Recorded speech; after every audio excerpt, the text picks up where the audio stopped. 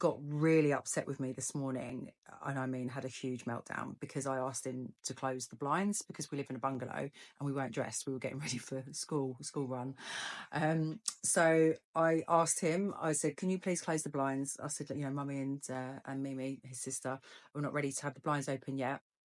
And Amelia, my daughter, his sister, went and closed the blinds. He went bananas, was screaming and saying how we'd upset him and that his sister was being mean to him by closing the curtains. And it seemed that this is a part of the emotional deregulation that you get with ADHD, where he's just gone into full-blown meltdown. So I haven't reacted in the best way. I've ended up getting annoyed with him and then telling him off, and I'm sort of invalidating his feelings. It's not to say whether he's right or wrong, and it's not for me to say whether he's right or wrong. But you know, he was being quite difficult and abrupt with his language, and he was saying things that weren't very nice because he was angry and upset with me and his sister. And I thought, you know, all I've done this morning is get up. All I've done this morning is get up and get out of bed, and I literally just walked into that. I've said a few words and just walked into a full-blown meltdown. And I didn't deal with it great. I didn't deal with it well at all. I had a go at him, and I dropped him to school, and he didn't even say goodbye. That's the first time in his nearly 7 years on this earth that he's walked off and didn't say goodbye. He just put his head down and walked through the school gates and didn't look back. And I just felt so guilty and so much, parenting shame and guilt.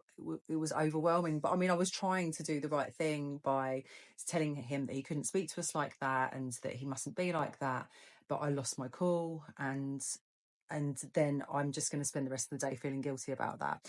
So what do we do about that? So I believe in resolution is the key to everything. So when he gets back later tonight, we're going to talk about it, and I'm going to apologise to him for not validating his feelings and for reacting the way that I did, because I think it's really key that we show up for our children authentically and we say sorry. So I'm going to apologise for my behaviour, and I'm 99% sure he'll apologise for his too, because he always does. He's a good boy. And I think that will help me let go of the guilt that I'm feeling all day today, when we make up over a nice cup of tea later on this afternoon, and just put it to bed and, you know, validate each other's feelings over what happened this morning, because it was nothing.